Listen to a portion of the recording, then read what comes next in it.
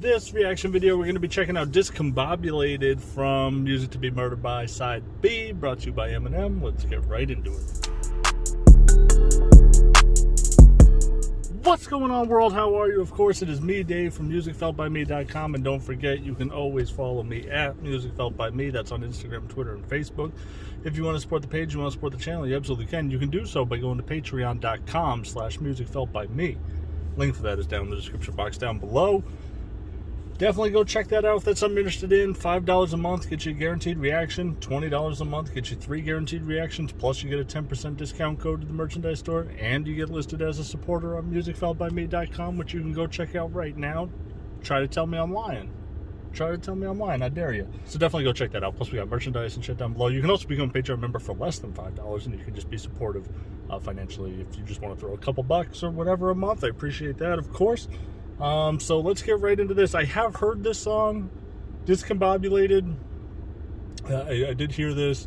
A couple things. I don't have it memorized by any means or anything, so I'm sure there's still stuff that's going to hit me that I didn't pick up before. Eminem's good for that. You need about 1,000 listens anyway before you catch every bar. So let's get right into Discombobulated by Eminem. But before we do, don't forget, you can always subscribe for free right here. If you like what you see, don't be scared to hit the like button. If you want to be notified about my very next video, you're going to have to hit the notification bell now.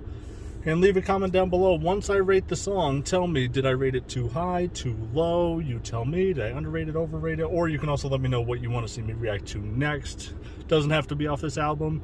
It can be from this album. It's up to you. I take recommendations, so go down there and let me know what you want to see me react to next. Let's get into this. Discombobulated by Eminem. Hey, yo, Dre. I'm discombobulated. Let's take him back. This has so much of like the vintage Eminem, Dr. Dre feel, especially on songs where, like, towards later in his career too, where they tried to like recapture that lightning in a bottle with like, was it Crack a Bottle or We Made You or something, like just instrumentals like this kind of feel very, very similar. I'm discombobulated. Let's take him back. I like he's just, let's take him back, which is, you know, obviously the nostalgic feel of the song. And also he goes, accents. He's even just kind of letting you know he's gonna be going back to those relapse days with the accents. You are your lady. Wait, I didn't mean to piss you off, my lady. What I really meant to say is it goes a little something like this. Yeah, this feels like this could have been from Encore, Relapse, maybe one of the deeper cuts on like the Eminem show or something. But this does have that mid 2000s feel to it. I would say kind of like Encore. Soon as I'm through with the unison, I'm gonna hit the snooze alarm. Before I lose my mind, who am I gonna use it on? Utilizing the rhyming. As soon as I'm through with this unison, which is like a sleeping pill, right?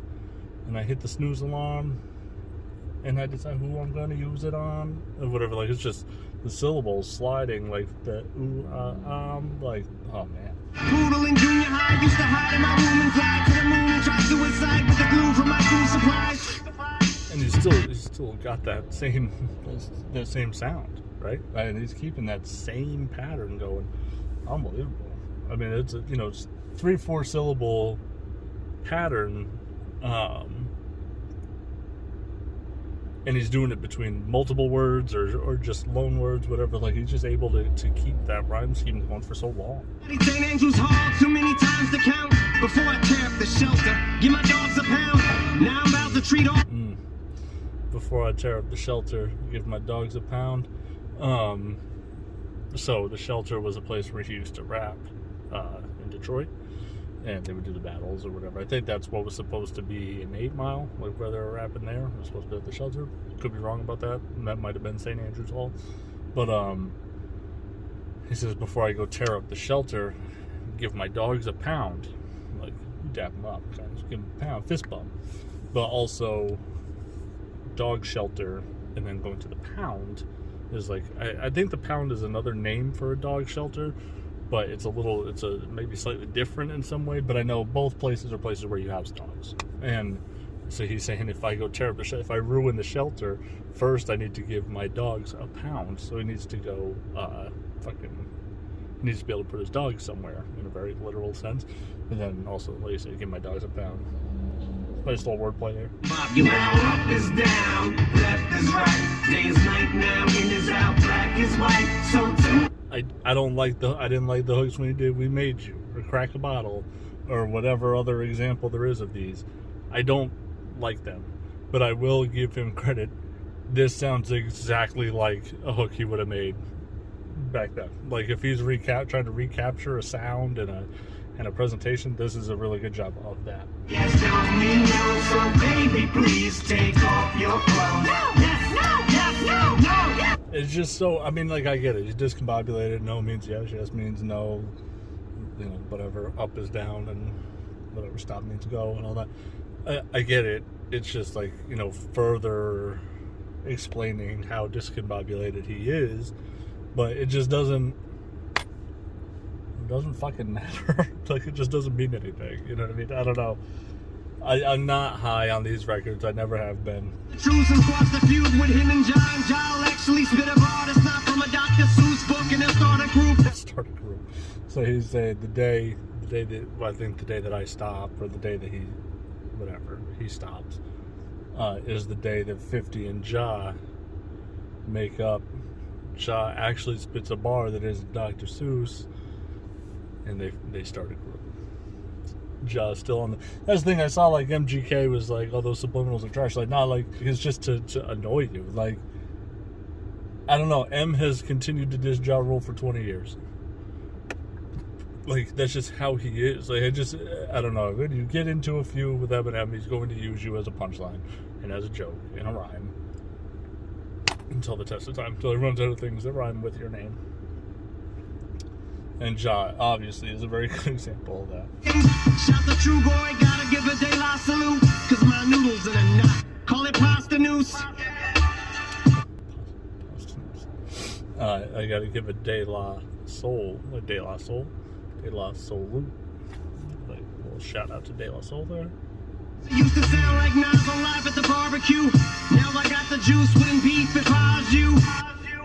Yeah, so, like I said, I had heard this before. My girlfriend brought it up to me that au jus is like the broth that you use, like if you're making, like, I guess, like pot roast or something like that, like where you're doing beef like in liquid. So he says, I got the juice. It's like the beef juice, I guess. It's like AU_JUS, I think, au jus. Yeah, she caught that one and told me that. I didn't even think about that. That's a great catch. My girlfriend, that's a great catch.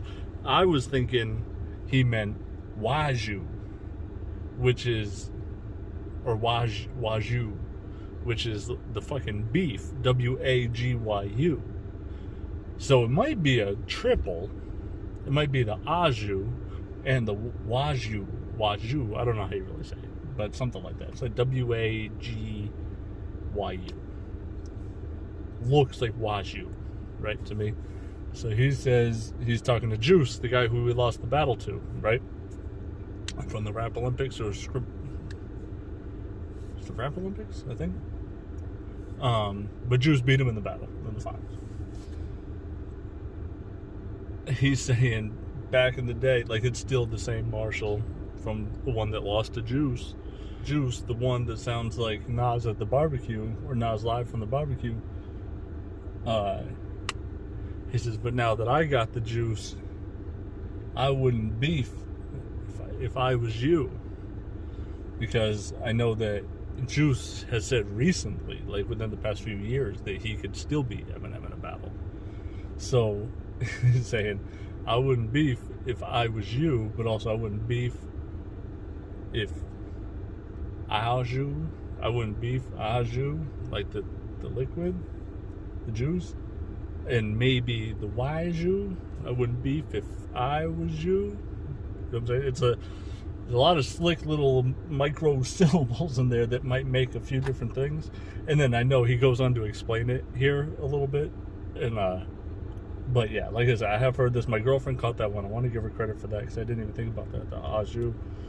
Like au jus, but beef is like I was you, but like fuck you. As long as I got these walls and these hallways. So it's like, I don't know. He doesn't really explain enough of it there to make it clear, like beef.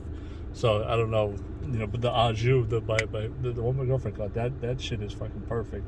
And then I think I might be reaching a little bit with the type of beef, the Waju or Wajio, whatever, however you say it. No, I'm at my best when I'm at my worst, and for that I'm blessed. So every time I rap, I curse, and that's why I press. Curse. So he says, when I'm at my best when I'm at my worst, and for that I'm blessed. That's why whenever I rap, I curse.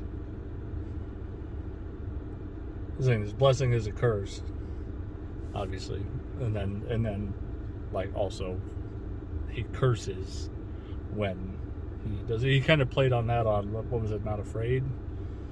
It's like a fuck you for Christmas. My gift is a curse or whatever. It's kind of like that. Blessing and a curse. He's playing on, but he's also. I find that interesting. I'm at my best when I'm at my worst.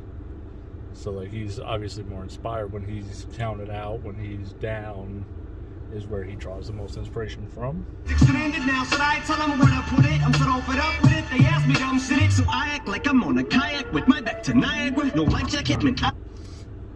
I act like I'm on a kayak with my back to Niagara.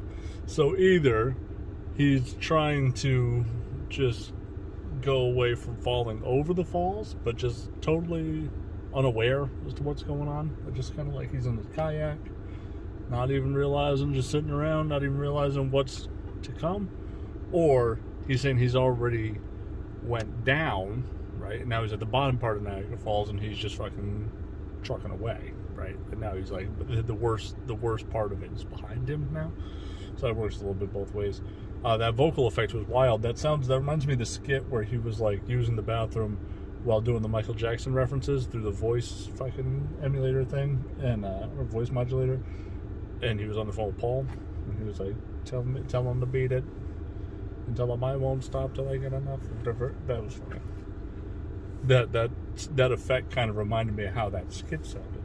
Side effects, I might end up growing spider webs in my head, or dying a horrifying death on my final breath. I will tell you, apply your lips to my. See, this is just again like a wild rhymed hypothetical. He just takes you to like another place and another place and another place, and he just continues to further this weird fucking environment he's created for himself.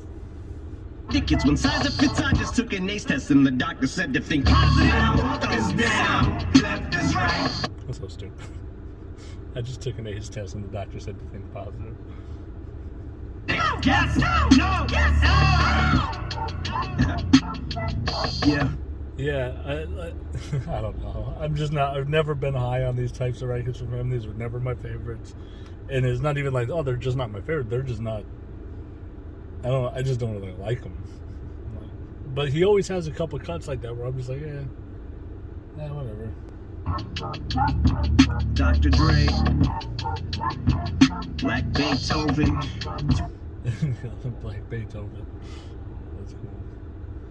2050. 2050. That is funny because it was like 2010, and like the other one is like 2020. Whatever he's screaming every time they do these. You know, like he keeps pushing the date back. It's never the year that they're actually doing the song. It's always like Dr. Dre, 2050.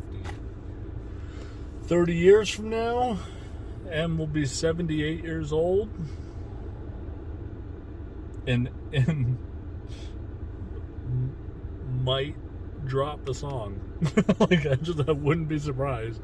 If he's got nothing better to do, he'll definitely do it. Man. Yeah, I don't know. These are never great for me. I'm gonna go low. You guys might be mad. I like the juice scheme, and I like some of the. That's creative. The Waju, like I said, like the line my girlfriend got. Waju, and then also, like I said, I might be reaching with the beef. You let me know, but not the beef, but the name of that type of beef. But yeah, I'm gonna go low on the song though. I don't like it. I'm gonna go like 5.8. I don't know. It's like it's an average song to me. Like it's not even just like an average. It's not an average Eminem song. Like it's like an average song in the world of music. Like it's like okay, yeah, not high on it. 5.8 for me. You guys can tell me down below. Did I overrate it? Underrate it? tell me what your score is. I just don't get the draw to it. It's just not my thing. I've seen a lot of people recommend it too, so I'm sure I'm gonna get killed for giving it a 5.8. But yeah, that's just not for me. That's gonna do it for me, everyone. Be safe, be real. Don't forget to pursue your own happiness, and I will catch you on the next one.